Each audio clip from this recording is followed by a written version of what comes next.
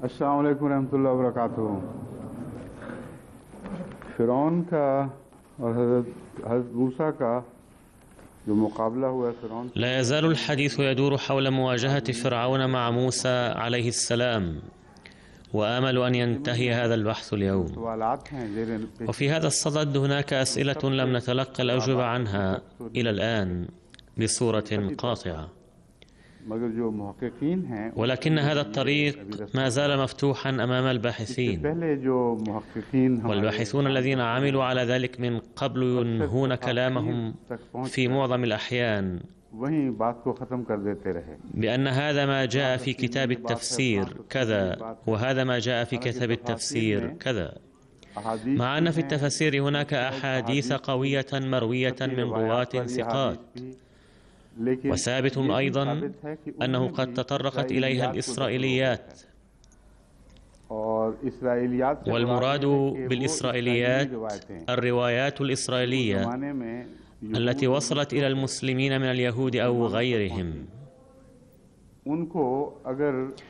وإذا أدخلت هذه الروايات من دون تمحيص، وبناء على أن اليهود يقولون بأنه قد يكون المراد كذا وكذا، فهذا لا يعني قط أن هذا كان موقفا قاطعا للنبي صلى الله عليه وسلم أو الصحابة رضوان الله عليهم. चूंकि उन रवायात में ऐसी लग़वियात भी दाखिल हैं لأن بعض الأمور غير الصحيحة أيضا تطرقت إلى تلك الروايات، ولا يمكن قبولها بحال من الأحوال، ولكنها مذكورة على أي حال، ولا يمكن لعاقل أن يقبلها كمعجزة أو كتجربة بشر. ولكن المؤلفين في هذا العصر قد ذكروا هذه الأمور، فلو وجدنا في كتب الحديث رواية موثوقا بها مرفوعة إلى النبي صلى الله عليه وسلم من حيث السند أو إلى مختلف الصحابة، فليس صحيحا كمبدأ الاستنتاج من ذلك أن هذا الأمر صار موثوقا به ولا بد لنا من قبوله في كل الأحوال. या मुख्तदर सहाबा तक पहुंचाती हैं तो वो बात ऐसी मुस्तनद हो गई कि लाज़िमन हमें कबूल करनी चाहिए. هذا المبدأ ليس جديرا بالقبول، لقد تحدثت حول هذا الموضوع من قبل أيضا، ولا بد من تمحيص الشهادة الداخلية. والأمر الفيصل في الشهادة الداخلية هو بيان القرآن الكريم وسيرة النبي صلى الله عليه وسلم التي هي واضحة تمام الوضوح من القرآن الكريم.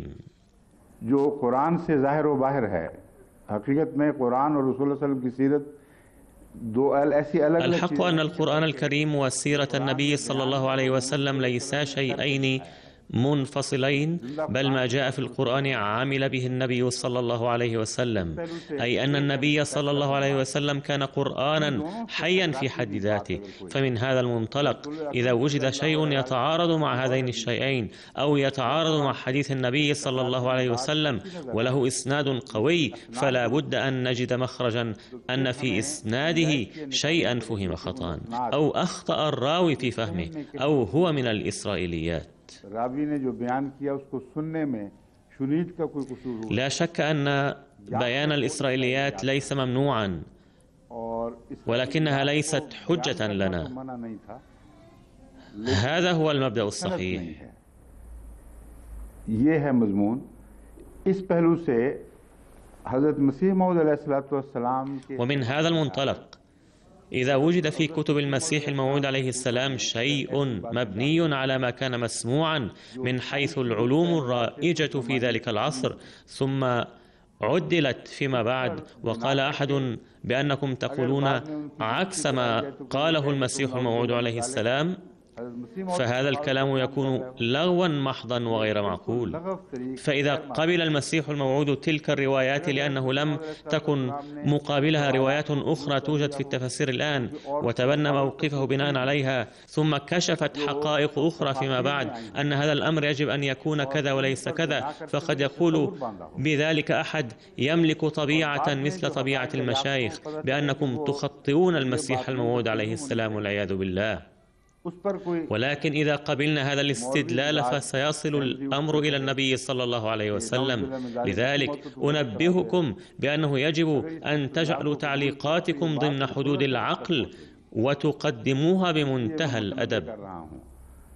कि अपने तबसरे को लुगाम देकर अदब के दायरे में रखना चाहिए और अक्ल के दायरे में रखते हुए अंदाज़ा लगाना चाहिए कि इस बात का इम्कान मौजूद है। فهناك إمكانية لأن يقبل النبي أو الذين تربوا في كنفه بعض الأمور الشائعة في ذلك العصر، لأن تلك الروايات وصلتهم ولم تكن هناك لدحضها بشهادة قاطعة. لذا فإن قبول هذه الأمور بكل براءة ليس ذنبا. उन बातों को कबूल कर लेना गुनाह नहीं है, ना ही उन बातों के लिए सनद बन सकता है कि वो लाजिमन दुरुस्त हैं। وهذا القبول لا يكون حجة أيضا بأن هذه الأمور صحيحة حتما. أقتبس مثالا لذلك من كتابه عليه السلام البراهين الأحمدية، الذي ذكر فيه عليه السلام مقابل الآريين مضمون خلق الحياة من الموت، فيقول بأننا نشاهد كل يوم أن الحياة تخلق من الموت. لذا ليس صحيحا القول بأن الحياة لا تخلق من الموت، إذ نشاهد أن المستنقعات مثلا التي كانت جافة قبل موسم الأمطار ولم تكن فيها آثار الحياة قط، تتنشط في موسم الأمطار ونرى فيها عدة أنواع من الحشرات، حتى إننا نرى الضفادع أيضا. فإذا كان خلق الحي من الميت مستحيلا تماما، فما هذا الذي نراه؟ والمعلوم أن هذه المشاهدة صحيحة تماما، ولكن الحق أن العلوم ما كانت قد تقدمت إلى هذا الحد في ذلك العصر، أو لم تروج إلى ذلك الحين، أو لم تصل إلى المسيح الموعود عليه السلام البحوث القائلة بأن الحياة التي نراها ناشئة من التراب إنما هي بذور كانت موجودة فيها سلفا وقد تجددت بأشكال مختلفة وهي التي حيت الآن. إذن لم تخلق من الموت أو العدم كليا، بل بدأت هذه الحياة من بذرة الحياة. هذا أحد الأمثلة. فماذا سيقول علماؤنا هنا؟ هل سيقولون إن علماء هذه العلوم كلهم مخطئون؟ الحقيقة المسلم بها التي يعترف بها اليوم في كل أنحاء العالم أن الحياة تنشأ من بذرة الحياة بسبب الماء، والقول بأنه لم تكن بذرة الحياة من أي نوع موجودة، وهذا ما لا نلاحظه، هي النظرية القديمة وهي التي سببت المشاكل للعلوم منذ البداية.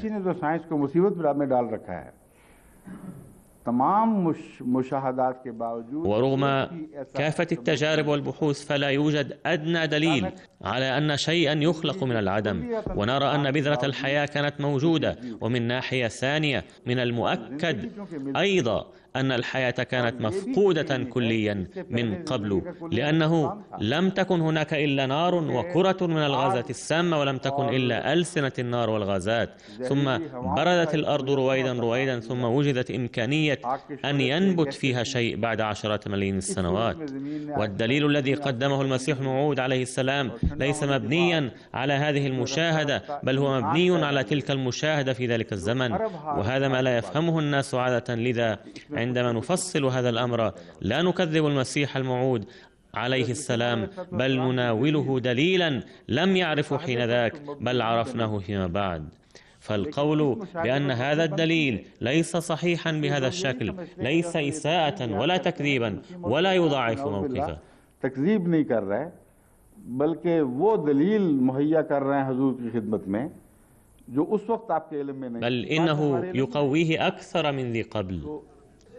إنه حينما لم يكن وجود للحياة ممكنا بأي شكل، والعلماء الذين يقولون إن بذرة الحياة ضرورية ولكنها لم تكن موجودة حينذاك، غير أن المسيح الموعود عليه السلام كان يرى أن الحياة تظهر للعيان فجأة وتحيط بالأرض كلها. और साइंसदान जो खुद कहते हैं कि जिंदगी के लिए जिंदगी का बीज जरूरी है, उस वक्त जिंदगी का बीज भी नहीं था, वो देख रहे हैं कि जिंदगी अचानक रुनुमा होती है और पड़ती है और सारी कायनात जमीन पर हावी हो जाती है। जो हजरत मसीह मौऊद अलैहिस्सलाम का إذن मौक़िफ़ فإن الانتقال من دليل إلى آخر لتقوية مهمته وموقفه القطعي إنما هو إخلاص له عليه السلام، وإن كان البعض يرونه تقدما عليه السلام والعياذ بالله.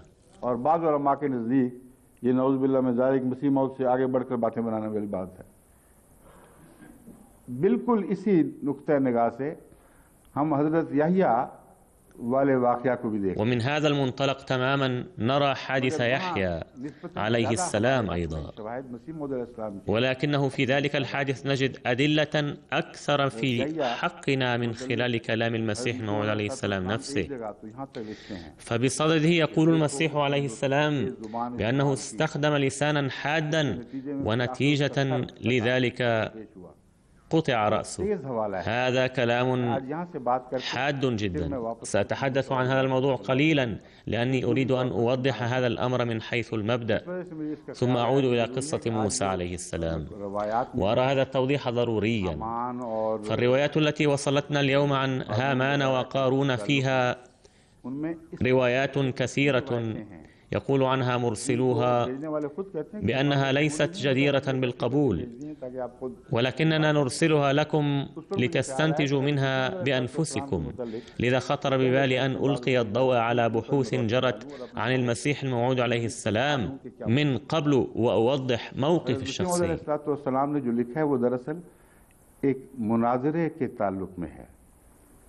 ما قاله المسيح الموعود عليه السلام قاله بصدد مناظرة حين كان يناقش مع خصم كان يوجه إليه هجوما شرسا ويقول له بأن لسانك بذيء وكلامك قاس جدا ومليء بالسباب، وبأنك من ناحية تدعي النبوة ومن ناحية ثانية هذه هي حال لسانك. فكان الناس يشنون هجمات من هذا القبيل ولا يزالون يفعلون. فقال له المسيح الموعود بأنه إذا عاملنا مسلماتك المعاملة نفسها فسيكون المشهد أن يحيى عليه السلام كان سيء الكلام جدا لدرجة أن رأسه قد قطع نتيجة سوء كلامه وقدم في طست. فهل لك أن تقبل هذا الأسلوب؟ ولما كان خصمه عليه السلام يبجل يحيى عليه السلام باعتباره نبيا لذا تأثر من هذا الكلام، ثم جعله المعترضون عرضة لاعتراضهم. بعض الأحمديين لسذاجتهم لا يدركون هذا الموقف بأن هذا النقاش جرى في المناظرة، وأفحم المسيح الموعود عليه السلام الخصم بأسلوبه الذي اختاره تجاه المسيح الموعود عليه السلام. فإذا كان هذا الأسلوب جائزا ولينا فستكون النتيجة أننا سنضطر إلى قول ذلك عن يحيى عليه السلام. ثم اتخذوا ذلك دليلا على أن المسيح الموعود عليه السلام كان يتبنى موقفا حاسما، أن يحيى عليه السلام قتل نتيجة سوء كلامه وقدم رأسه في طست والعياذ بالله. الحق أن هذا يمثل هجوما على المسيح الموعود، ولكن حضرته قال في مكان آخر بكل صراحة إن قتله ليس ثابتا عنده صراحة وبوضوح. فإذا كان ذلك غير ثابت فمن أين أتت هذه الحدة في اللسان التي تقول بقتل نبي؟ إنه لسوء الفهم نفسه الذي قدمته إليكم عن الأحاديث بالإشارة إلى الإسرائيليات.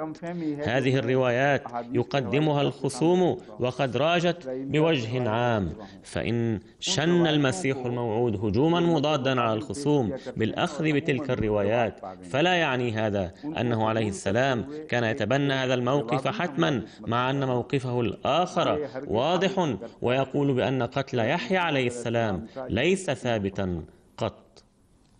जबकि दूसरा मौक़िफ़ इस बात के मुतालिक वाज़ेह हो गया है कि यकीन के साथ नहीं कहा जा सकता, तो फिर वो यकीन वहाँ कहाँ रहा। मगर मसीह अलैहिस्सलाम की कुतुब पढ़ते वक्त मैं आपको बता रहा हूँ इन बातों को समझना जरूरी है। فأخبركم بهذه الأمور لأن الانتباه إليها ضروري عند مطالعة كتب المسيح الموعود عليه السلام.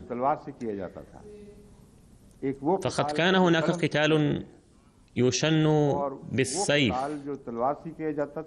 وهناك قتال شن بالقلم. ففيما يتعلق بالقتال بالسيف كان يرد عليه حسب مقتضى الأمر نظرا إلى الهجمات التي كان يشنها العدو، والعدو الأكثر ظلما كان يسحق بقوة وشدة أكثر.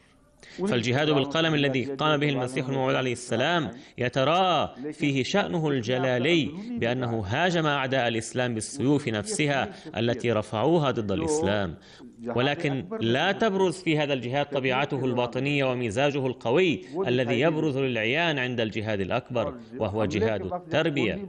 وإن سفك الدماء الذي يتم عند الهجوم يشق على طبائع بعض الناس.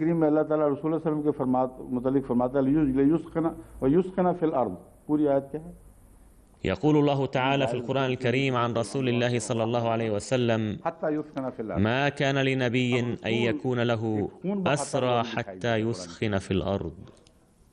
فهنا نرى الرسول أنه يسفك الدماء حسب ما ورد في القرآن الكريم. إذن إن تبني الفكرة عن سيرة النبي صلى الله عليه وسلم نظرا إلى وضعه في حالة الحرب ليس صحيحا، غير أن استنباط شجاعته وبسالته في مثل هذه المناسبات المعينة جائز، ولكن ليس صحيحا طبعا الاستنباط أنه كان سفاكا ويشن الحروب دائما، بل هو استنباط خاطئ تماما.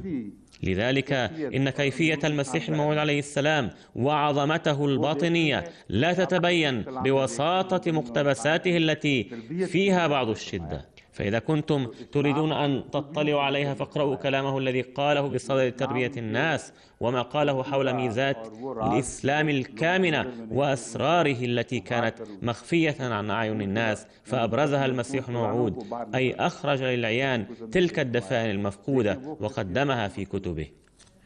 كلما قرأتم ذلك الكلام وجدتموه شخصا مختلفا تماما، وذلك الشخص عندما يذكر انطباعاته عن الأنبياء من دون الخوض في مناظرة نرى كيفية مختلفة تماما. والحق أنه عليه السلام يكن للمسيح الناصري عليه السلام حبا وعظمة كبيرة لدرجة أنه يقول بأن المسيح عليه السلام قد دعا الله تعالى أن يحدث كذا وكذا، كما أن وجود سيدنا محمد صلى الله عليه وسلم هو استجابة لدعاء إبراهيم عليه السلام. فظهر المسيح الأول مرة ثانية نتيجة دعاء عيسى عليه السلام، ولكنه أعظم شأنا من المسيح الأول، غير أنه ظهر بصورة المسيح وهو محمد رسول الله صلى الله عليه وسلم، وقد أعطي اسم أحمد.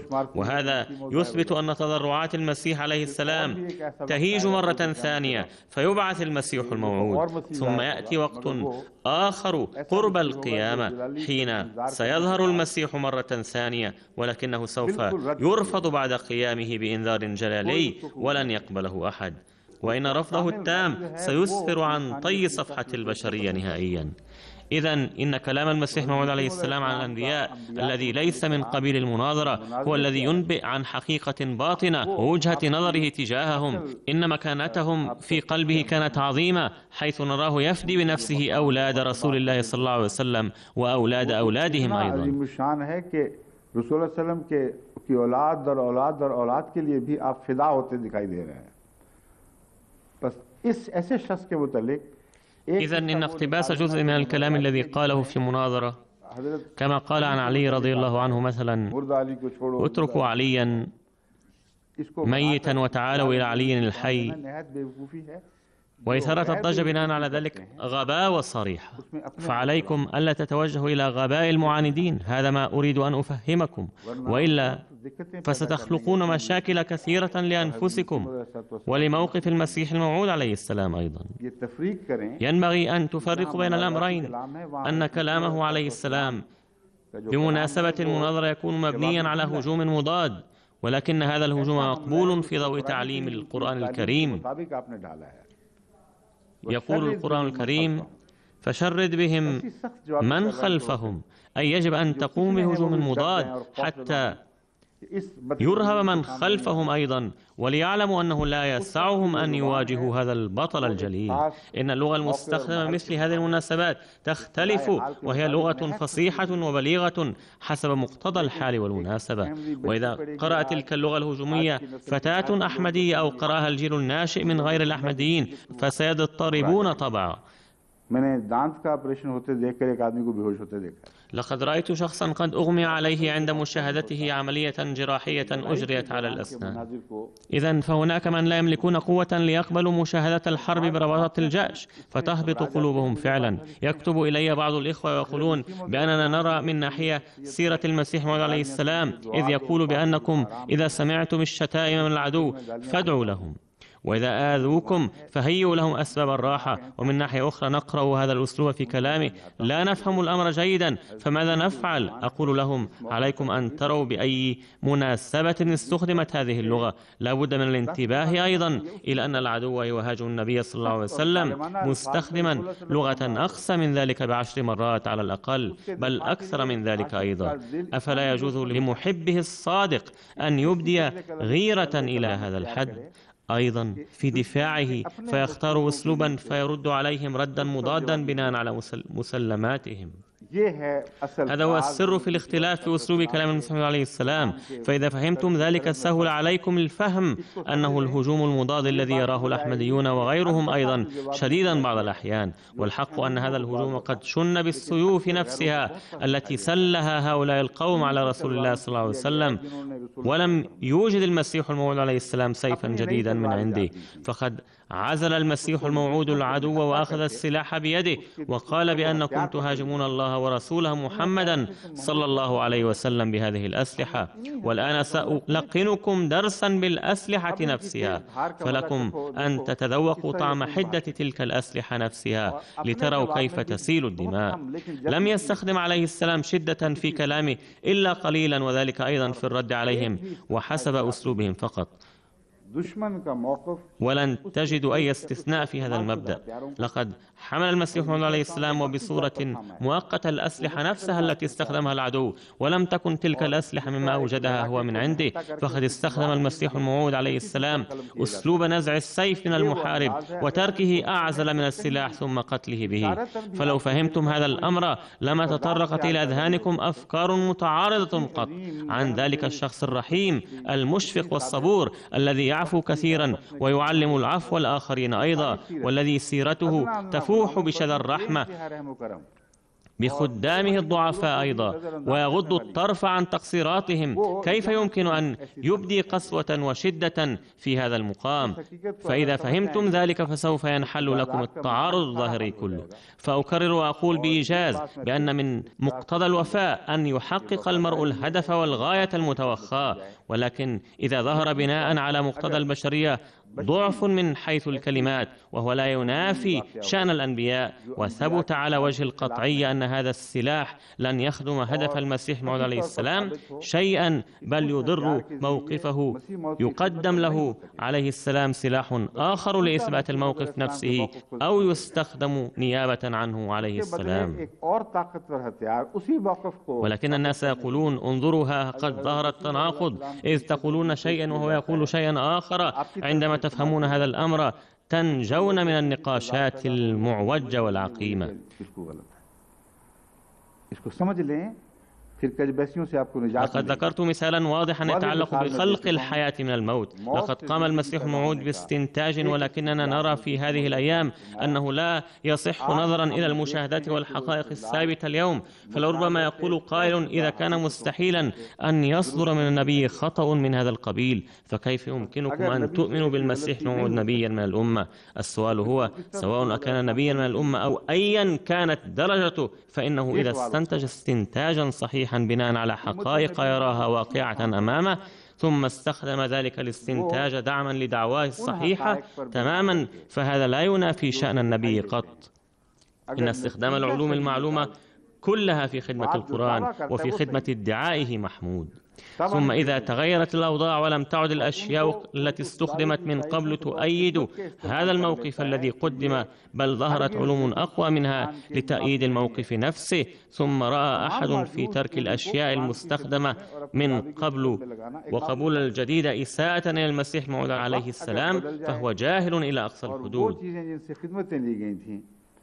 उस मौक़िफ़ की तायीद ना करें जो पेश किया गया था, लेकिन उनसे कभी नए उलूम إذ من مقتضى الوفاء والعزة والاحترام أن يحافظ المرء على ذلك الموقف ويثبت أن بعض العلوم السابقة ثبت أنها باطلة لسبب بيان أصحابها. ومع ذلك انظروا إلى قدرة الله تعالى أن هذا الموقف الذي بني عليها قد ثبت بقوة أكثر من ذي قبل، وأرى أن الإسهاب في هذا الموضوع بعد هذا الشرح لن يجدي نفعا. وإذا أصر أحد على ذلك فهناك أناس في قلوبهم مرض وتفكيرهم معوج، وهناك آخرون لا يفهمون أمورا دقيقة لسبب سذاجتهم فأمرهم إلى الله. وأما إذا كان المرض في نفوسهم قد أكرههم على هذا التفكير فسيؤاخذون، وإذا كان تفكيرهم هذا ناتجا عن سذاجتهم أو مرض في أذهانهم فقط وليس في نفوسهم فلا ضير في ذلك، ولسوف يعاملهم الله تعالى بالإحسان، إذ لا يكلف الله نفسا إلا وسعها. उनको बेचारों को ऐसी ऐसी बातें करने पर मजबूर किया हुआ है तो कोई हर्ज नहीं, करने दो। अल्लाह ताला का मामला उनसे एहसान ही का होगा, ला युकल्लिफुल्लाहु नफ्सन इल्ला वुसअहा। अब मैं एक गलती की दुरुस्ती करना चाहता हूं।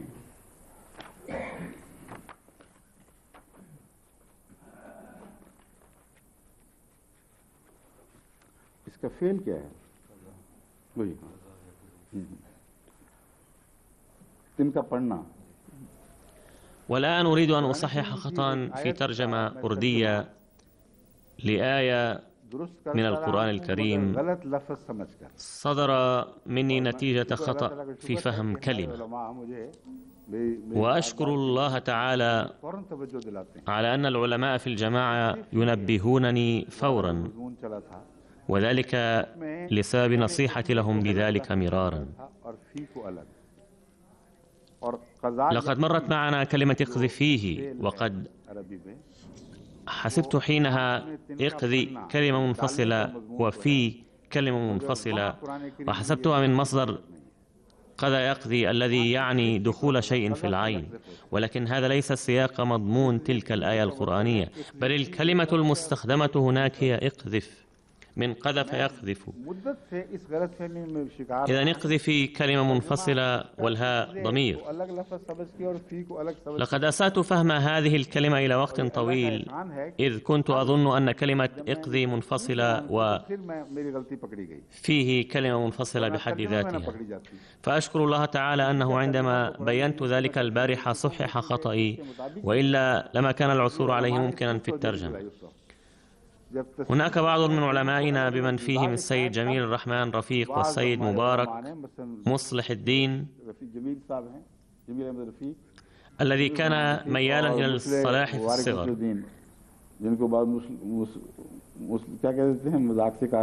كان ممن كان المصلح موعود رضي الله عنه يداعبهم في صغرهم بسبب عادته هذه، كما ينادي بعض الإخوة الدكتور مجيب الحق باسم الدكتور تقوى. जिस तरह डॉक्टर साहब को डॉक्टर तकवा कह देते हैं तो ये ठीक नहीं है, ये अच्छी बात नहीं। ولكن هذا ليس جيدا، لأن هذا النوع من المزاح يدخل رويدا فيما حذر منه القرآن الكريم بشدة، حيث يقول لا تنابزوا بالألقاب ولا تنابزوا بالألقاب. فهذا الأخ مبارك مصلح الدين كان بعض الناس بسبب ميله إلى الصلاح وإصراره على ذلك يسمونه المصلح الموعود.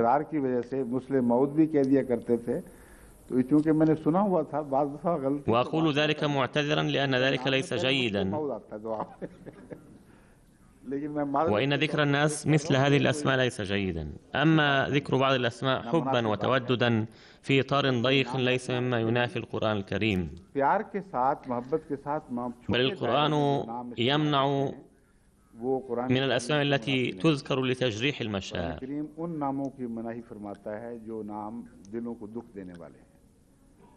وإلا فمثل هذه الأسماء كانت رائجة في العرب أيضا في زمن رسول الله صلى الله عليه وسلم، ومنها مثلا اسم أبي هريرة الذي معناه أبو هرة أي أبو قطة.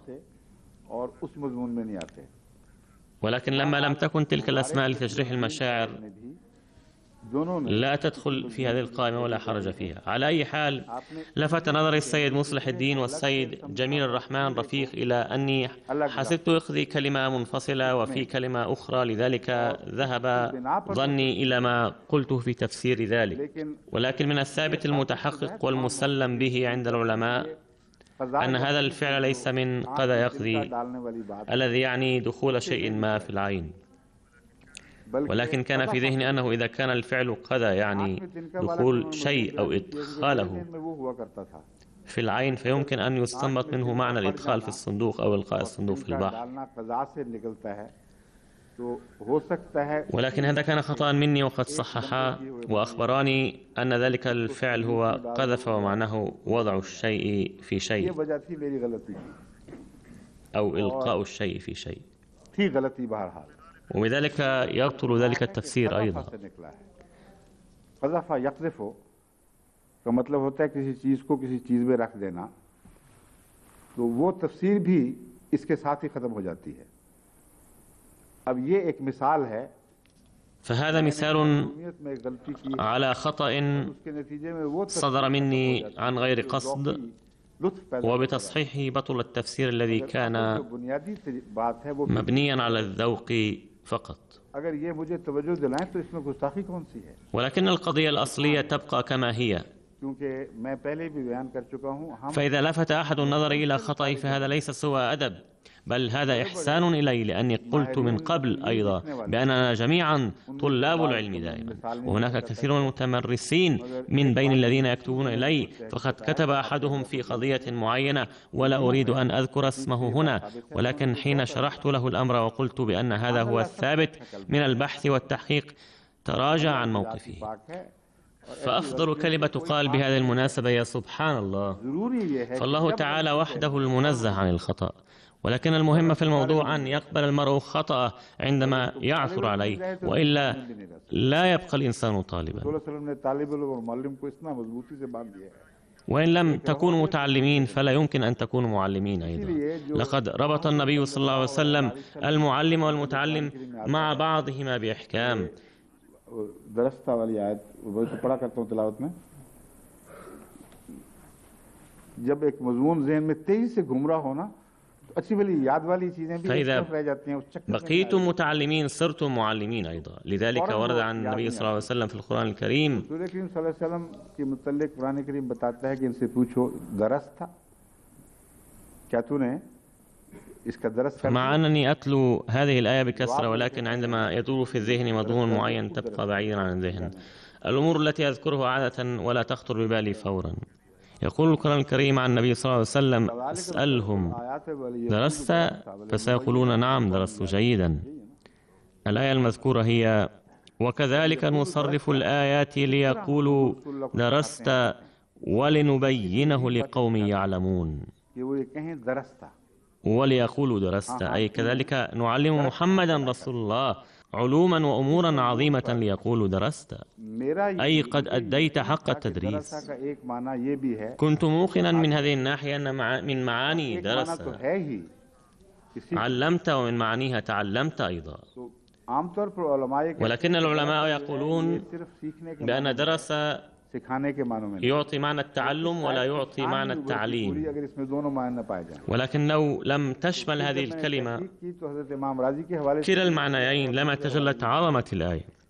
وعندما بحثت في الأمر أكثر وجدت في تفسير الإمام الرازي وغيره أن المعنى المعروف والشائع لكلمة درس هو التعلم.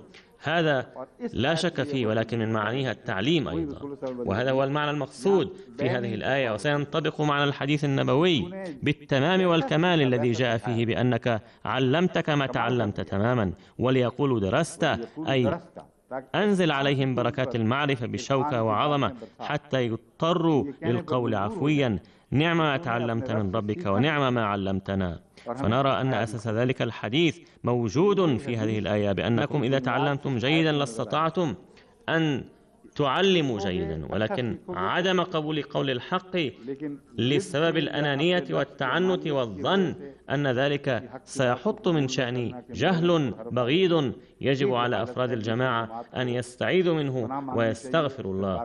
فأنا ممتن للسيد جميل الرحمن رفيق والسيد مبارك مصلح الدين اللذين لفتا نظري إلى هذا الأمر. والآن أعود إلى ما كنا نتحدث عنه البارحة، وقد تخلته أمور أخرى وكانت ممتعة حتى اضطررنا إلى التطرق إليها تاركين خط التفسير الذي كنا نسير عليه.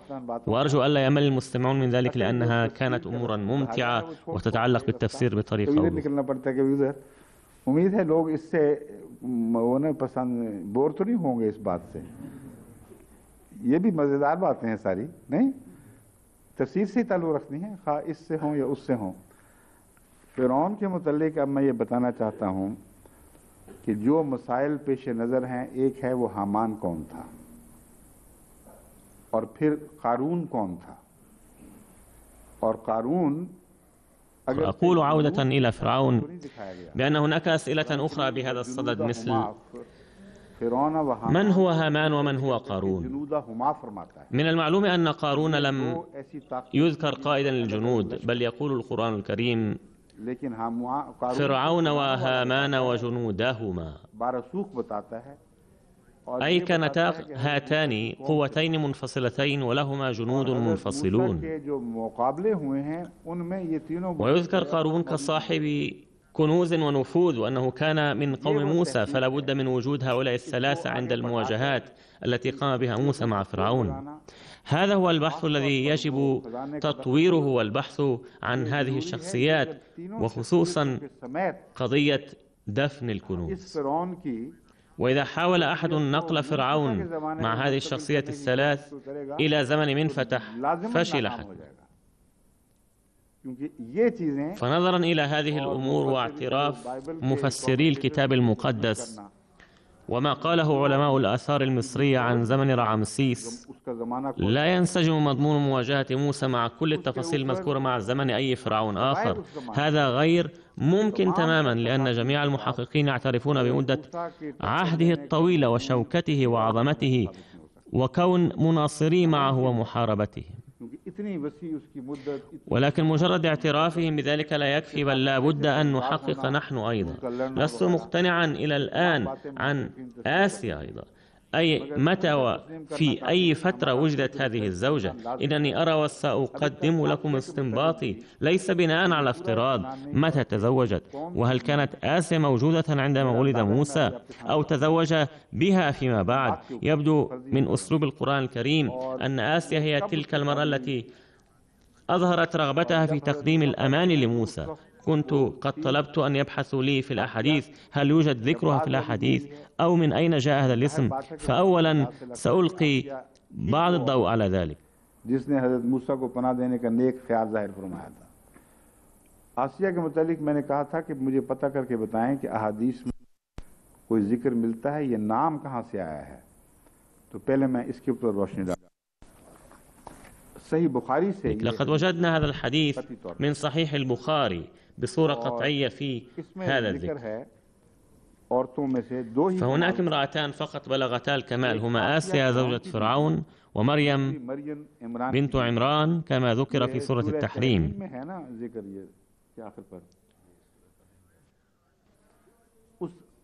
ففي الآية القرآنية حيث ذكرت سيدتان لم يذكر اسم زوجة فرعون، غير أنها ذكرت زوجة له، غير أن النبي صلى الله عليه وسلم ذكر اسمها آسيا.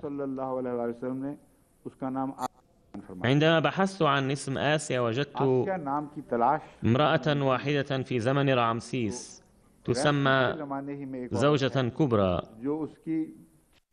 कहलाती है, जो असल أي big wife اسمها उसका नाम है إيسونوفري. ईसोनोफरी।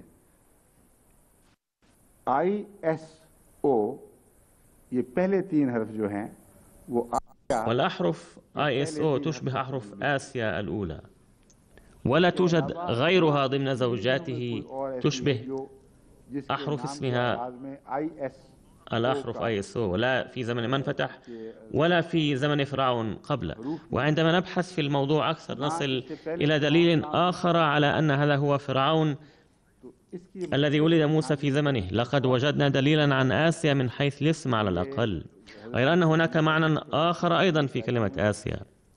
فما هو المعنى الحرفي لكلمة آسيا؟ ليس مستبعدا أن يكون هذا الاسم اسما وصفيا. एक और माना भी है आसिया में, लफ्जी माने जो आसिया लफ्ज के हैं वो क्या हैं? ये बैद नहीं कि ये नाम उसका सिफाती नाम रखा गया हो। बस इस पहलू से जब गौर करके, वो कहाँ है हवाले जिसमें नाम के इम्कानात हैं? लिखने नहीं चाहिए? हाँ, ये है नहीं, आगे है।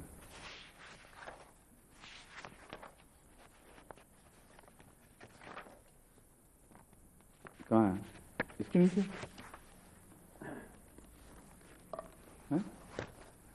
पढ़ा तो था मैंने कहीं, फिर कागजों में है, ये ठीक है। अच्छा, पहले आ गया है असाहो यासुहो असवन। عندما تتأمل فيها من هذا المنطلق فالكلمة هي أساه يأسوه، أي داواه وعزاه، بمعنى عالجه وعزاه. فسيكون أحد معاني آسيا معزية ومعالجة. والمعنى الثاني الذي ينتقل إليه ذهني دائما وأراه صحيحا هو أسي عليه، أي حزن فهو آس. أما معنى اليأس والحزن الموجود فيه فهو اسم وصفي. فإذا كان ذلك اسما وصفيا يبدو أن أساسه هنا، لأنه يتبين من القرآن الكريم أنها كانت حزينة جدا وكانت تتضرع أمام الله تعالى أن ينجيها من ظلم فرعون، وكانت قد آمنت بموسى عليه السلام. فبناء على ذلك حاكى المفسرون قصصا افتراضية لا أساس لها في أي مكان، لا في الإسرائيليات ولا في أي مكان آخر، بأن فرعون كان يذهب بها إلى الخارج وكان يضع عليها حجرا ثقيلا وكان يعذبها تعذيبا شديدا. فكل هذه قصص افتراضية، ولكنه ثابت من القرآن الكريم أنها كانت تنفر من عمل فرعون بشدة، وكانت تدعو الله تعالى أن ينجيها منه ويهب لها بيتا في الجنة. أما السؤال الثاني الذي ينشأ هو هل غفر لفرعون أيضا وهل دخل الجنة هو أيضا؟ فلو كان الأمر كذلك كانت هذه مصيبة عويصة لآسيا المسكينة التي نالت النجاة بعد أدعية ملحة. ولكن ما إن دخلت الجنة وجدت فرعون هناك؟ هذا لا يمكن، إنها أفكار صبيانية لأنها دعت للنجاة، بينما كان فرعون من أهل جهنم حتما.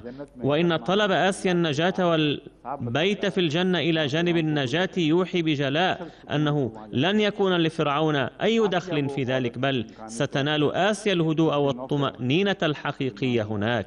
إذن آسيا هي امرأة اسمها المحتمل هو إيسينوفري كما قرأته عليكم من قبل، ولكن يجب على المحققين أن يبحثوا في الموضوع أكثر. والأمر الآخر الذي يتبين من هنا ويستنبط بصورة قاطعة أن هذه الزوجة عندما قالت لفرعون بأننا يمكن أن نتخذه ابنا لم تقل بأني سأتخذه ابنا، بل قالت ما معناه نتخذه ابنا، وهذا يعني أنه لم يكن لدى زوجة فرعون الأخريات أولاد إلى ذلك الحين.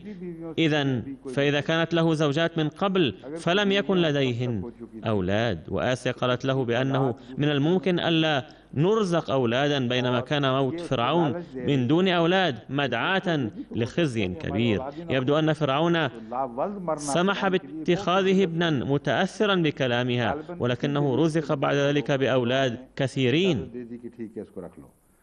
लेकिन उसके बाद इस कसरत से उसकी औलाद हुई है कि वो मिनफता जो وإن منفتح الذي كان بالغا من العمر 60 عاما عندما اعتلى العرش كان ترتيبه 11 من أولاده، وعندما مات فرعون هذا كان 12 من أولاده قد ماتوا قبل موته.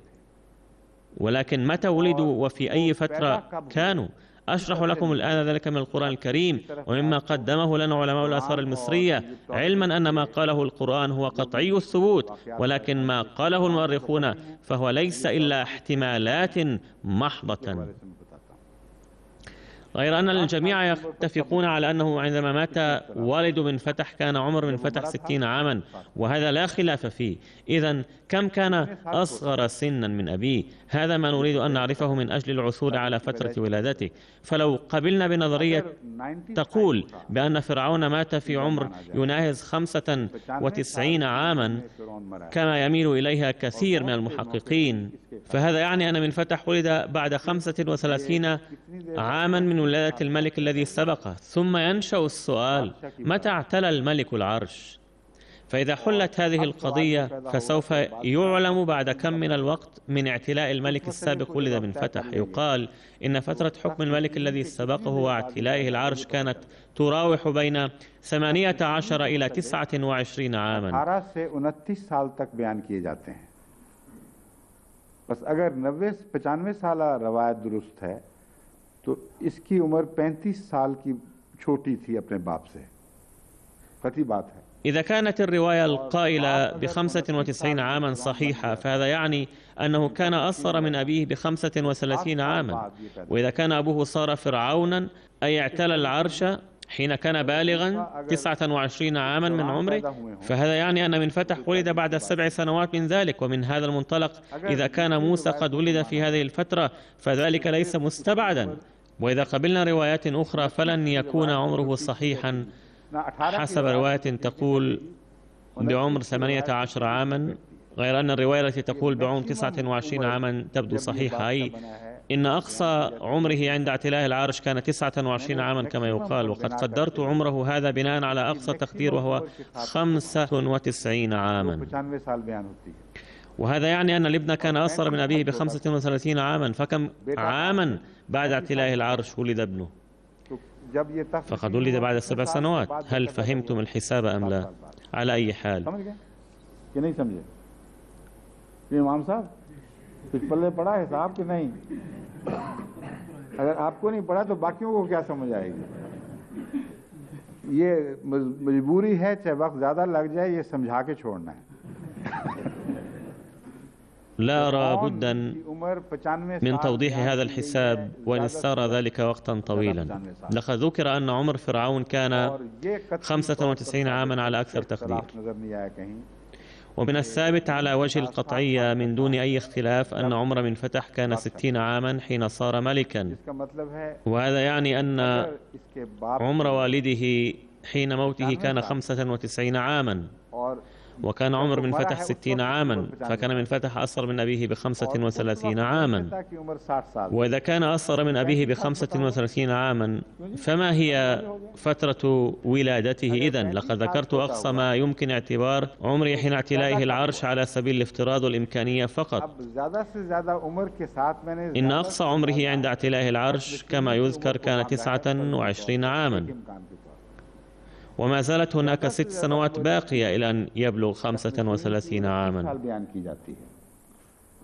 अभी 35 साल होने में 7 साल बाकी हैं। 6 साल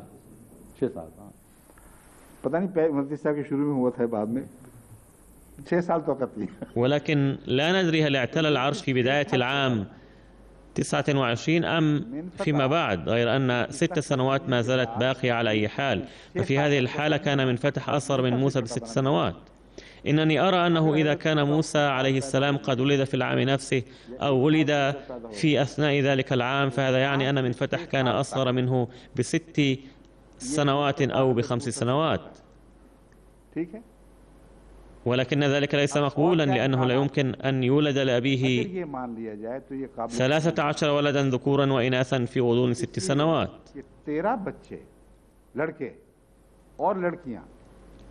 كيف تفجر ينبوع الأولاد بهذه الطريقة؟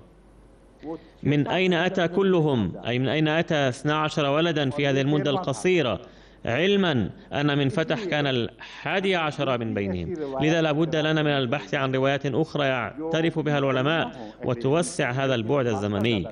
فقد بحثت في الأمر من هذا المنطلق، ووجدت أن هناك رواية تقول بأنه قد مرت على حكومة أبيه ستي 14 عاما حين اعتلى هذا الفرعون العرش، ويقال 18 عاما أيضا على أكثر تقدير.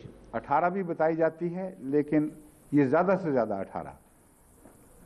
उसकी रेन की उम्र सेटी की अमूमन 11 साल बताई जाती है, लेकिन बाज़ मुअर्रिखीन 14 भी बताते हैं.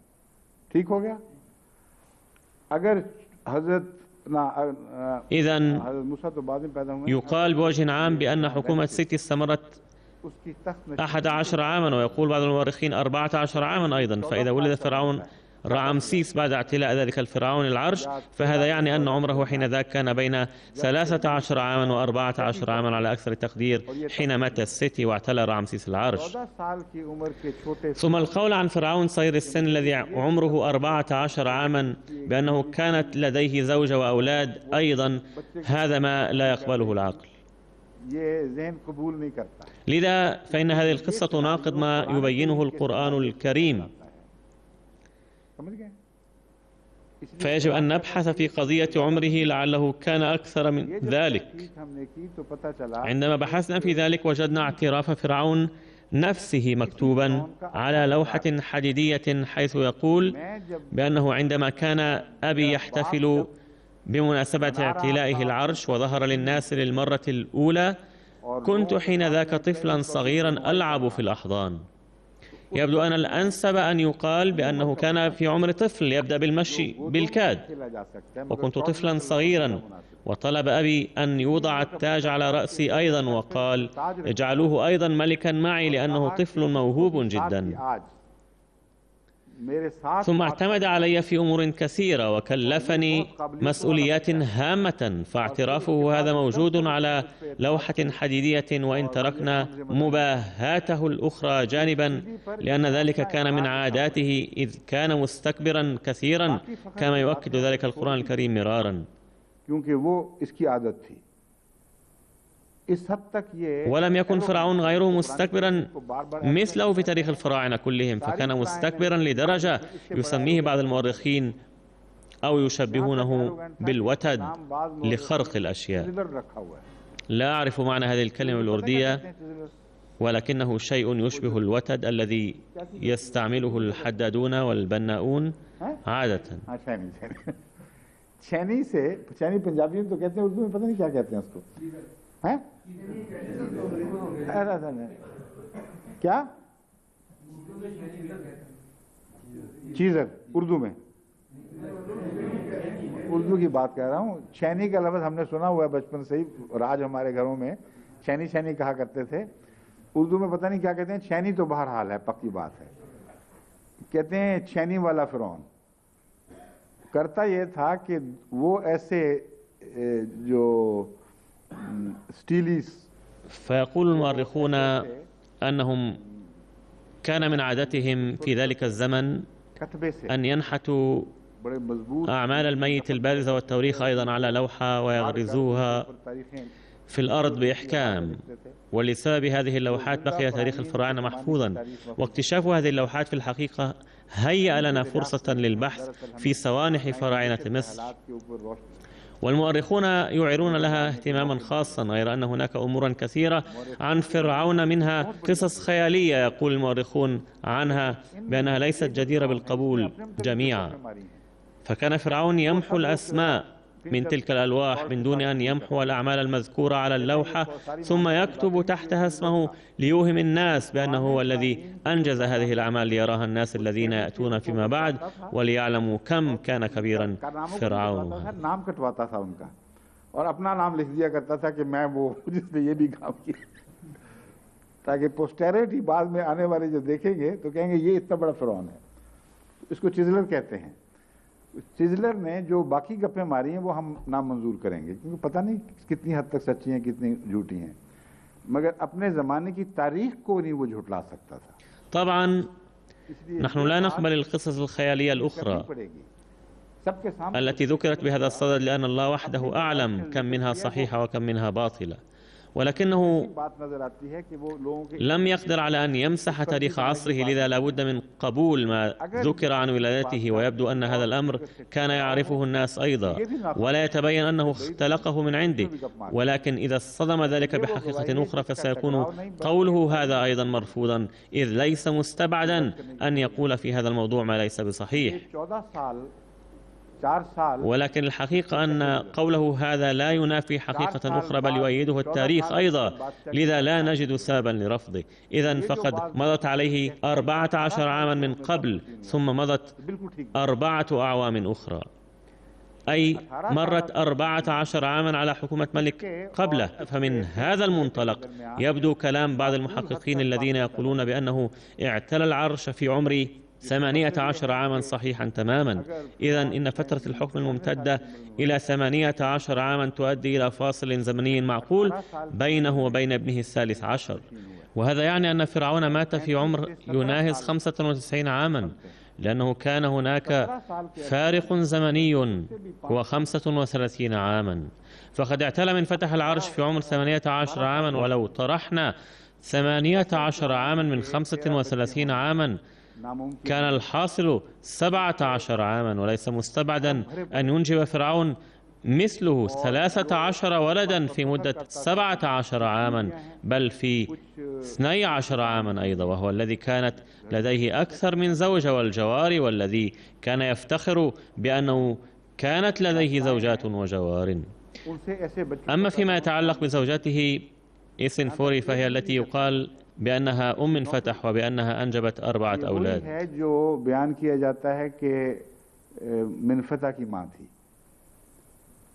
और मिनफता की माँ 4 बच्चों की माँ बयान की जाती है, इसके बेटों में से 4 बेटे। فهذا ليس مستبعدا، بل إنه ممكن جدا حسب بيان القرآن الكريم بأنه عندما ولد موسى عليه السلام وتبنته امرأة كان اسمها إسنفوري أي آسيا، ولم يكن لديها ولد إلى ذلك الحين، وقد ولد موسى بعد مدة قليلة من توليه الحكم، وقد أصدر الأوامر فور توليه الحكم أن دمروهم واقتلوهم، والسبب هو أن والده أيضا كان ظالما وغاشما بشدة ويعادي بني إسرائيل بشدة. ويقال بأن هذا الفرعون أيضا تلقى التربية نفسها، أي تربى على الظلم والاضطهاد، فليس مستبعدا أن يصدر فور توليه الحكم فور توليه الحكم أوامر بقتل أولاد بني إسرائيل. في هذه الفترة ولد موسى عليه السلام، وإلى ذلك الحين لم يكن أولاد لدى الفرعون. ثم رزق الله تعالى آسيا 4 أولاد، ومن بينهم من فتح. لقد شهدت آسيا فترة طويلة لظلمه ووقاحته. ويتبين من دعاء آسيا الذي ذكره القرآن الكريم أنها عانت إلى فترة طويلة وظلت تدعو أن ينجيها الله تعالى منه، ولكن متى حظيت بالنجاة هذا لا نعرفه، لذا هناك حاجة لمزيد من البحث في تاريخ آسيا أيضا. فعلى العلماء أن يبحثوا في ذلك، وأنصحهم مرة أخرى بألا يعتمدوا على روايات المفسرين فقط، لأنه لم يكن لديهم علم بصورة مباشرة، ولم تكن لديهم وسيلة للوصول إلى الحقائق، بل هذه كنوز أخرجتها الأرض فيما بعد. لذا عليكم أن ترجعوا إليها وادعوا الله تعالى ليؤيدكم لتتمكنوا من إماطة اللثام عن حقائق كثيرة. الأمر الثاني الجدير بالكشف هو من كان هامان ومن الشخص الثالث قارون، وإن وجود هؤلاء الثلاثة في زمن رعمسيس ممكن، لأن المؤرخين أيضا يقولون بأن وجود هؤلاء الثلاثة في عصر واحد ممكن. ما هي ماهية اسم هامان؟ أذكر لكم حصيلة البحث بهذا الصدد. فبهذا الصدد أرسل إلي بحث قام به السيد شيخ عبد القادر، وقد نشر هذا البحث في مجلة الفرقان عام 1965 ميلادية. Egypt under the pharaohs by कोई नाम है जो पढ़ा नहीं जा रहा, ब्रक्स, जर्मन होगा शायद, ये नाम ऐसा है जो हमारे अंग्रेजी में आम मारूफ नहीं है। उसमें वो कहते हैं هناك اسم غريب بعض الشيء تتعذر قراءته، ويبدو أنه اسم ألماني وهو غير معروف بالإنجليزية.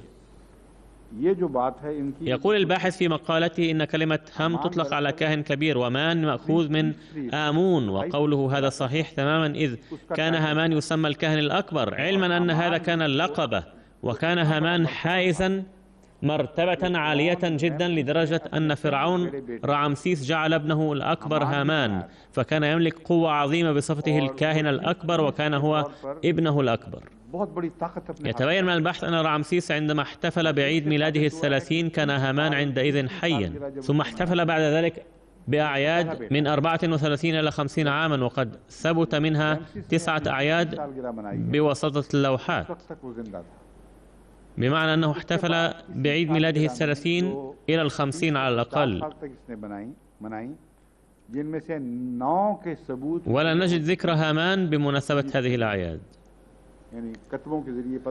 وهذا يعني أن هامان كان قد مات قبل ذلك، أو يمكن القول في حالة أخرى بأنه كان قد مات قبل عودة موسى عليه السلام. لذا إذا كان الجيش عند الغرق تحت إمرة هامان، فكان تحت إمرة هامان غيره وليس تحت هامان المذكور آنفا.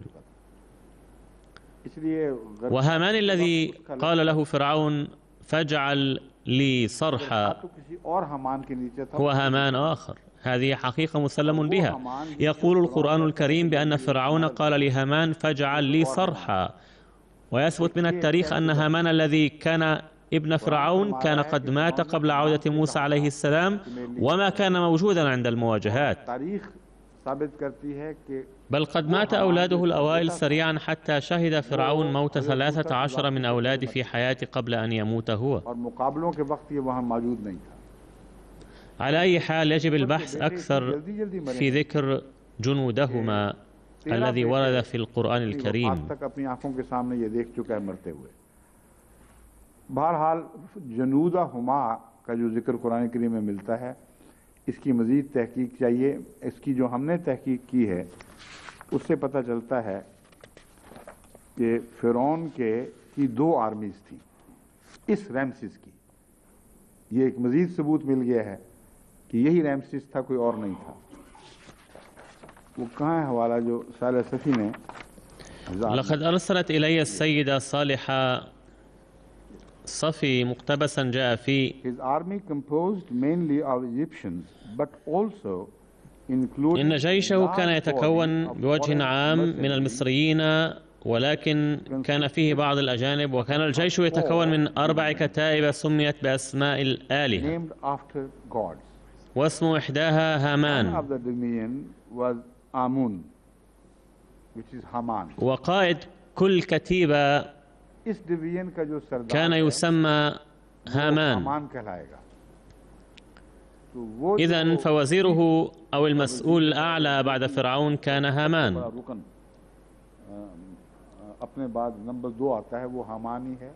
وكان الكاهن الأكبر أيضا.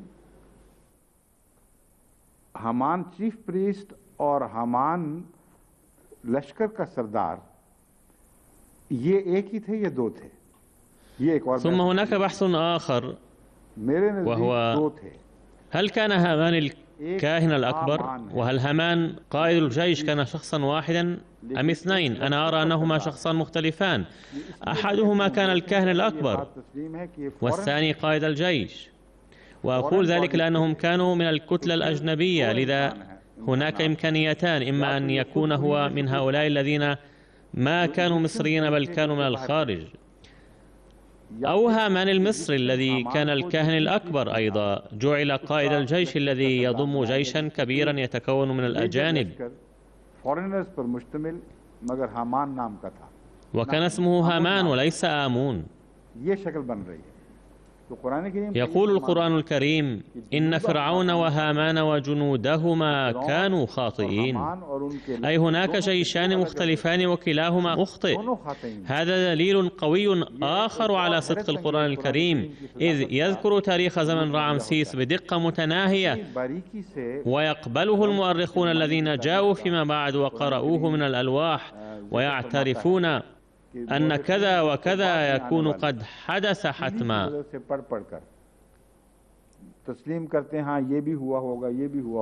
علما أن القرآن الكريم قد ذكر هذه الأمور قبل 1400 عام، وهذه الأمور لا تنطبق على منفتح. فأين الآن الذين ينسبونها إلى زمن منفتح؟ بل إنها تنطبق على رعمسيس 100%. وزد على ذلك أن منفتح كان أصغر سنا بكثير من موسى عليه السلام، فهل يجوز لأحد أن يخاطب من كان يكبره ب20 عاما ويقول له: أنت ولدت بين ظهرانينا وتربيت في أيدينا يا أيها العجوز؟ لا يمكن مثل هذا القول. وإنني على يقين تام من دون أدنى شك أن القرآن الكريم يتحدث عن فرعون واحد الذي ولد موسى في زمنه وتربى وترعرع في أيدي زوجته وهاجر في الزمن نفسه وعاد في الزمن نفسه في غضون 40 عاما. وزمن منفتح جاء متأخرا كثيرا من هذا الزمن، ثم وقعت المواجهات وهزم هؤلاء القوم هزيمة نكراء. لقد أخذنا هذا المقتبس من موسوعة شامبرز، وهناك مقتبس آخر وهو هام جدا.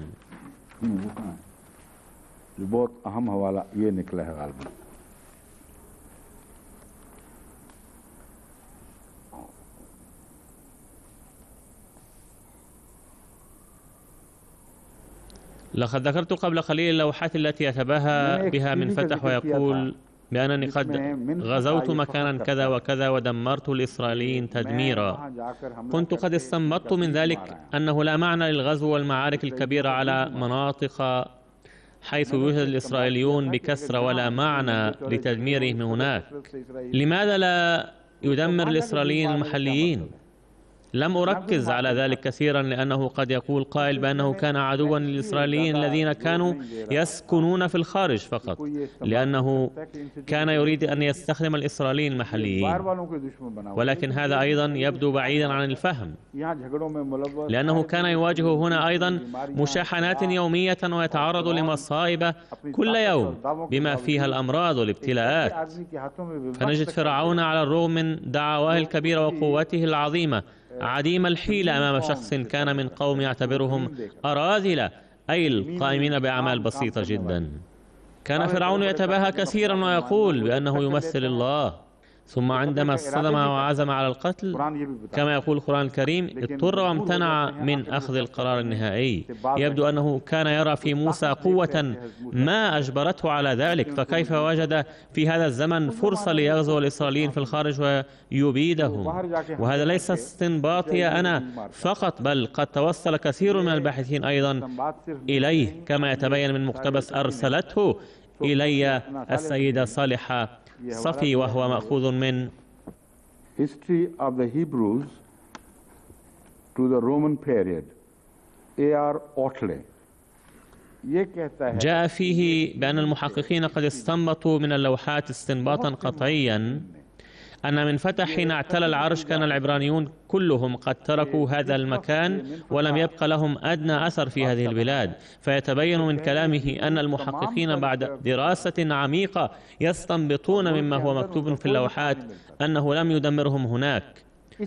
هذا أمر آخر، وقد يكون ذلك تباهيا منه أيضا لأنهم ما كانوا موجودين هناك. ولكن الفكرة التي تظهر للعيان بكل قوة هي أنه كان ينتقم لأبيه، ولكن كيف انتقم الله منه حين كان ينتقم هو لأبيه. سأذكر لكم ذلك الآن.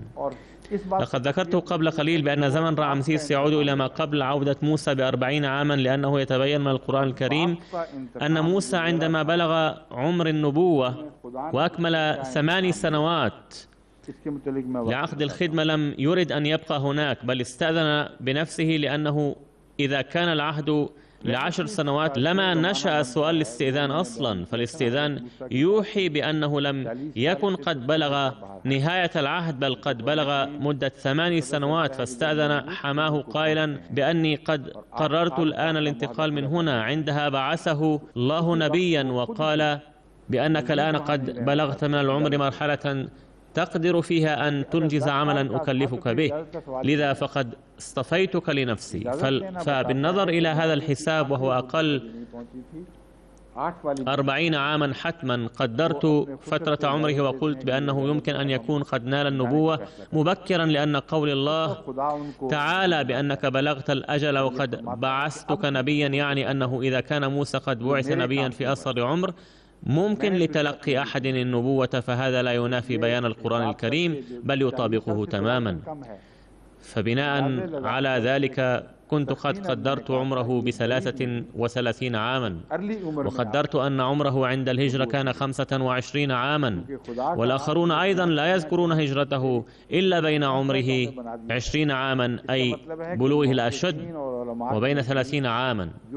ومفسرو الكتاب المقدس أيضا يذكرون هذا العمر 30 عاما على أكثر تقدير، غير أن هناك مفسرا واحدا يقول بأنه هاجر حين كان قد بلغ من العمر 40 عاما، ومكث هناك 40 عاما، ثم عاد حين كان قد بلغ 80 عاما. ولكن هذه قصة افتراضية لا أصل لها، بل تشوه التاريخ كله، وهي غير مقبولة قطعا. فالقرآن الكريم هو القول الفيصل، وحسب القرآن الكريم كان عمره عندئذ 33 عاما أو 40 عاما على أكثر تقدير. فإذا كان عمره 33 عاما فكم كان يصغر فرعون؟ 40 साल वहां रहे थे और 80 साल की उम्र में वापस आए थे।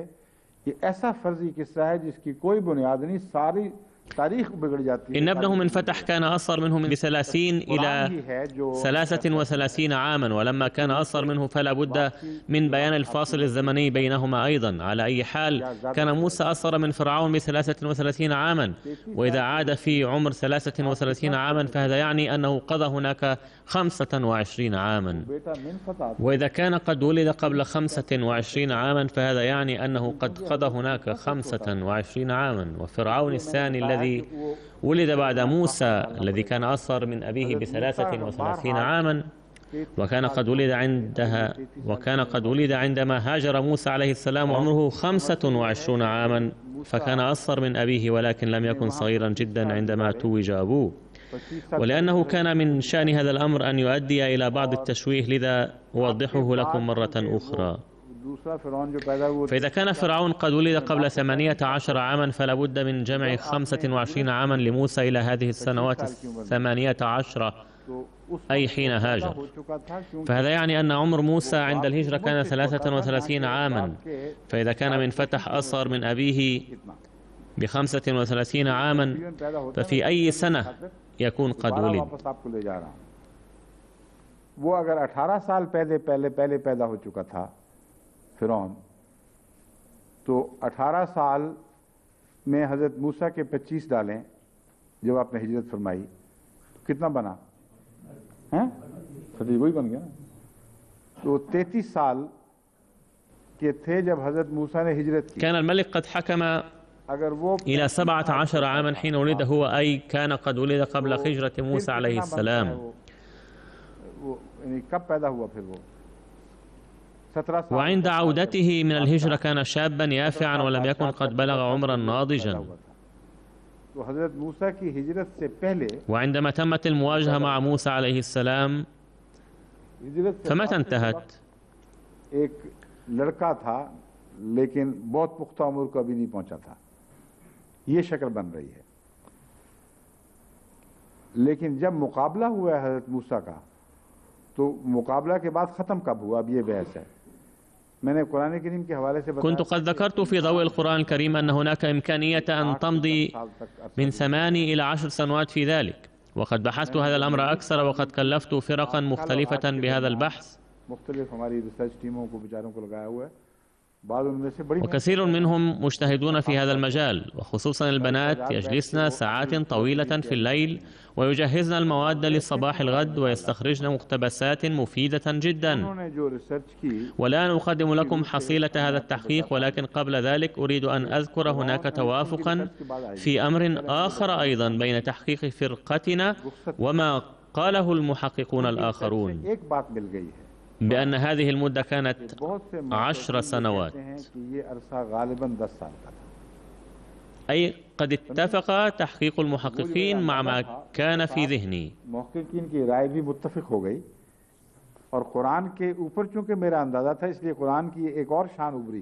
ولما كان التقدير مبنيا على القرآن الكريم، لذا فقد ظهرت بذلك عظمة القرآن الكريم، أي أن التقدير الذي تقدرونه نتيجة دراسة القرآن الكريم يكون صحيحا تماما.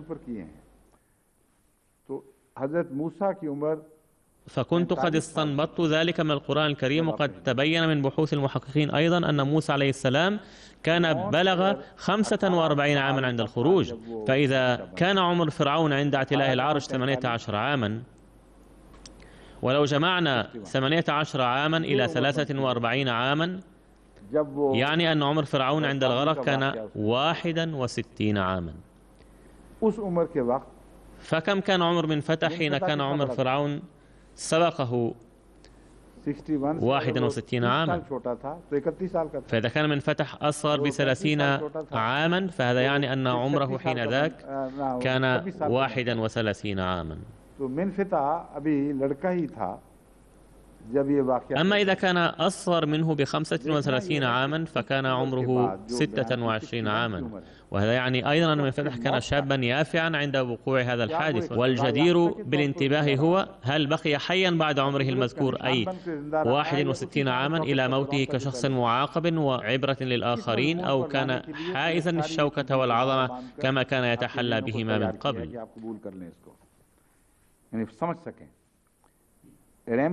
لقد بينت كل هذا التمهيد لأعدكم ذهنيا قبل أن أعيدكم إلى هذا البحث كله لتقبلوا هذا البحث، أي تقبلوا أن التحقيقات والبحوث تخبرنا بما جرى مع رامسيس.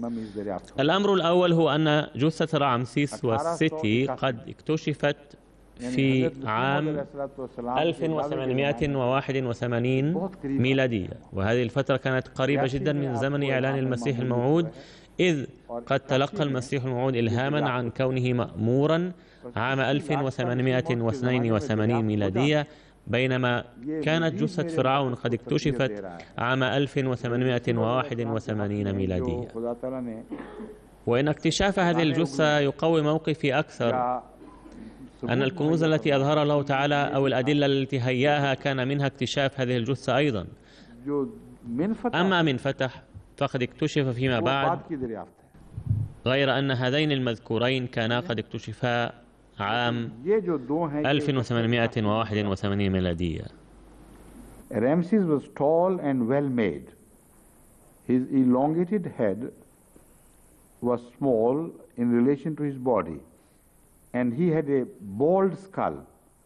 He was about 6 feet tall. هذا ما قرأوه من الجثة، وتقول هذه القصص بأن طوله كان 6 أقدام، وكان رأسه صغيرا مقارنة بجسمه،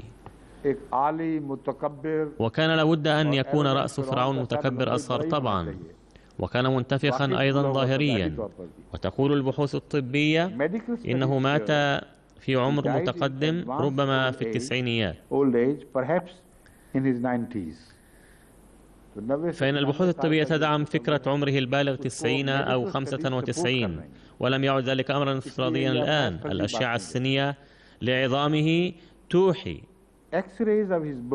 أنه كان يعاني من النقرس في عظم الحوض، وكان يسبب له ألما شديدا عند المشي. كان المقصود من ذلك أن يكسر كبره، فجعل الله تعالى إحدى رجليه التي كان يضربه على الأرض استكبارا عرجاء، وهذا العرج بقي معه إلى آخر عمره. और शदीद तकलीफ होती थी उसको चलते वक्त, इसलिए वो लिम्प करके आखिरी उम्र में चला है। X-rays of his bone shows ये तो हो गया.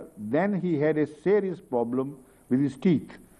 The bone near the roots being badly pitted with abscesses, causing unpleasant breath. ये कहते हैं कि unpleasant breath जो उसका وقد قال الأطباء أيضا بأنهم عندما فحصوا أسنانه تبين أنه كان يعاني من مرض مؤلم في جذور الأسنان أيضا، وكان يسبب له عذابا مستديما، وإضافة إلى ذلك كانت تفوح من فمه رائحة كريهة جدا. जो एक अजाब में मुब्तला रखती है इंसान को, और उसके अलावा मुंह से सख्त बदबू फूटती थी. एक ये नक्शा है जो मेडिकल हिस्ट्री से हमें मिलता है.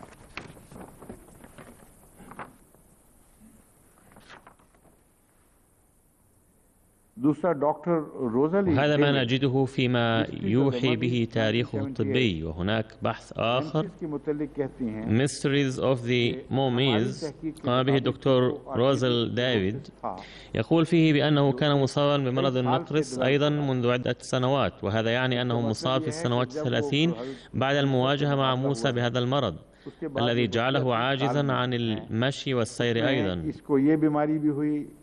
जिसने इसको चलने फिरने से भी माजूर रखा. وقد أصيب بمرض شديد في الأسنان أيضا، وقد قال الأطباء عنه بأنه بسبب هذا المرض مات في معاناة شديدة. وهذه الأوضاع قد أدت إلى ضعف ذاكرته وثبطت من همته بوجه عام. और अगरचे ये तो कहा जा सकता है कि इसके होशो हवास आखिर वक्त तक कायम थे, उसके खिलाफ कोई गवाही नहीं मिलती, मगर होशो हवास का कायम होना इन तकलीफ़ों में कोई ख़ास मददगार नहीं बनता. लेकिन जब ये मरा है तो एक लंबे अरसे तक من الممكن أن يقال بأن قواه العقلية كانت سليمة إلى الأخير، لأننا لا نجد شهادة ضد ذلك، ولكن مات بعد أن بقي عاجزا إلى فترة طويلة. فعندما يذكر المؤرخون الفترة الأخيرة من تاريخه يقولون بأن تاريخه بعد المواجهة مع موسى أي بعد 61 عاما كان تاريخا ميتا تماما، إذ قد زالت عظمته وشوكته تماما، ولا نجد ذكر الغزوات أيضا بعد ذلك. لقد قلت ذات مرة من قبل أنه قد هاجم الإسرائيليين بعد ذلك أيضا، ولكن هذا ليس صحيحا. गलत है बात. मैंने जो खूब अच्छी तरह तहकीक की है, ये बात कतई तौर पर साबित है. وقد بحثت في الموضوع جيدا بعد ذلك، ولكن هذا التحقيق يخالف موقفي. ये दुरुस्त बात है कि उस 61 की उम्र के बाद इसके कोई बैरूनी हमले साबित नहीं हैं. وظلت حكومته في انحطاط يوما بعد يوم وانكمشت، وتنشط المهاجمون الآخرون، وخرجت المستعمرات الأخرى من ربقة مصر واستمر الانحطاط. فبيان القرآن الكريم كله صحيح تماما، حيث يقول بأنهم يهزمون في هذه الأرض بعد ذلك يولون الدبر، وسيرثها بنو إسرائيل الذين استضعفوا في الأرض. يقول بعض الناس إنه لابد من تحقق النبوات فورا.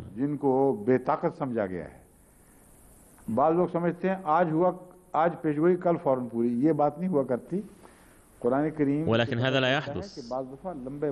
يتبين من القرآن الكريم أن ذلك يأخذ وقتا طويلا في بعض الأحيان، وهي فترة الاستعداد. ففي هذه الفترة الاستعدادية أصابه الضعف من شتى الأنواع بما فيها الضعف الجسدي أيضا. وإذا كان موقفي صحيحا فلا نرى شخصا آخر غيره، وهذا لابد منه. إذن فهذا هو فرعون الذي خرج بعد الغرق، وخرج في حالة سيئة جدا. لا شك أنه بقي حيا بعد ذلك، ولكن كان مصابا بالأمراض وعاش عيش المفلوجين، وزالت شوكته وعظمة حكومته.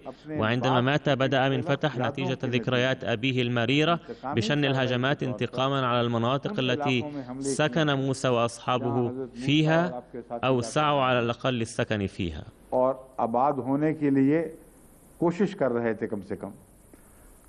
तो इसको ये तो नहीं मालूम हो सकता था कि इस वक्त मूसा और आपका लश्कर कहाँ है.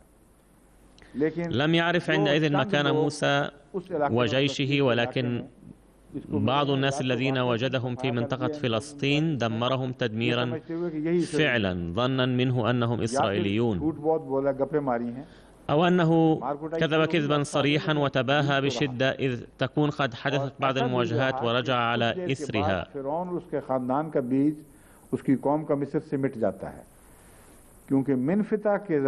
ولكن الحق أن أثر فرعون وقومه قد انمحى من مصر بعد فترة وجيزة، لأن الانحطاط ظل جاريا في زمن من فتح أيضا رغم هجماته وهجمات أبنائه، وخرجت الحكومة من أيديهم بسرعة هائلة.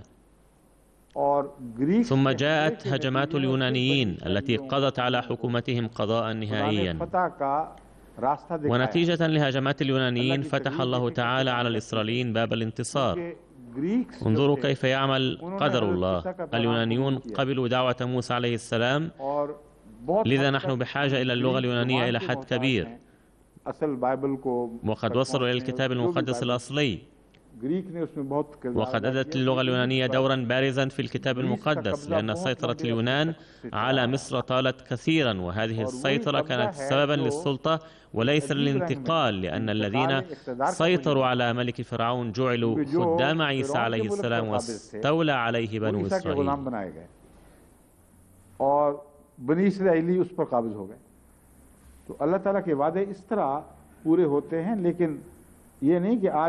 فهكذا تتحقق وعود الله، ولكن لا تتحقق فجأة وبدون أدنى تأخير، لأن التاريخ يتغير تماما ويدير الله تعالى الأمور بصورة غريبة. فهذا هو فرعون، وهذه هي عاقبته التي وضعتها أمامكم. इसके बाद अगर कोई एक और कहता है कि in the late period of his life هناك مؤرخ آخر يقول بأن رامسيس عانى كثيرا في الفترة الأخيرة من حياته وواجه أنواع التمرد. وهناك كتاب آخر J.E. Berry, S.A. Cook and F.E. क्या है Alloc, The Cambridge Ancient History. The Cambridge Ancient History में ये जो 1924 में शाया हुई थी उसमें ये जिक्र मिलता है. وقد نشر في كامبريدج عام 1924 ميلادية، ذكرت فيه أيضا أمور مماثلة. وفي الأخير أريد أن أخبركم تلخيصا Evans Brothers Limited 1968 में भी इसी से मिलते जुलते मजमून की बातें मिलती हैं. بأنني مع كل ذلك أود أن يكون هناك بحث مستفيض في هذا الموضوع، لأنني لا أحب الموقف القائل بأن فرعون نجا بعد الغرق، ولا علاقة له مع موقفي، بل هو معارض طبيعتي. وإنني أرغب في أن توجد جثة فرعون الذي تصدى لموسى عليه السلام ومات أيضا غرقا.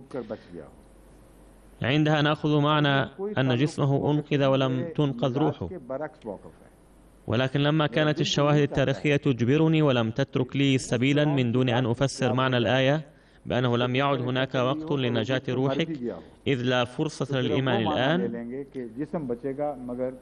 غير أن نجاة الجسد لا تخالف مشيئة الله. فيقول الله تعالى: يمكننا أن نبقيك حيا رغم الغرق، ومع بقائك حيا لن ينفعك إيمانك.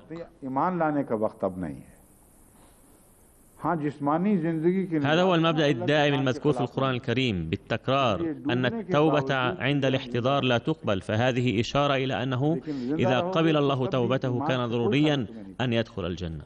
ये जो दायमी असूल कुरान करीम में बार बार बयान हुआ है कि मरते वक्त की तौबा कबूल नहीं की जाती, ये उस तरफ इशारा है। अगर वो तौबा खुदा कबूल फरमा लेता तो फिर इसको जन्नत में जाना लाजिम था। هذا استنباط فقط، وليس موقفي حتى أقول بأنه لا يمكن أن يكون هناك موقف غيره، بل أود أن يريني أحد ما هو ممكن إذا كان ممكنا أصلا. क्योंकि मैं तो कुरान की मोहब्बत में कुरान का एजाज दिखा रहा हूँ और कुरान को एक जालिमाना इतराज से बचाने की कोशिश कर रहा हूँ जो कुरान की मदद से कर إن सकता हूं। هزيمتي هذه أيضا ستكون انتصارا لي، لأني أثبت إعجاز القرآن الكريم حبا للقرآن، وأحاول أن أنقذ القرآن من الاعتراضات الغاشمة، وأفعل ذلك بمساعدة القرآن الكريم بنفسه، وليست محاولتي وكأني أحاول إنقاذ شخص ضعيف ساقط. عندما قرأت القرآن الكريم وجدت أدلة قوية تعزز موقفي. قرأت التاريخ بضوئها بما لم يقرأ أحد من قبل بهذا المنطق، وتبينت كل الأمور جيدا وكانت في محلها تماما. فإذا كان أحد يعارضني في ذلك فهو ليس ذنبا، بل له أن يعارض بالتقوى، ولكن مسؤولية الإثبات تقع عليه. فأروني فرعون الذي تنطبق على زمنه أحداث ذكرت في القرآن الكريم، والذي وجد وقتا طويلا هكذا. وقد ورد في كتاب آخر أن معظم المؤرخين والعلماء مضطرون للاعتراف بأن مواجهة موسى مع فرعون كانت في زمن رامسيس فقط.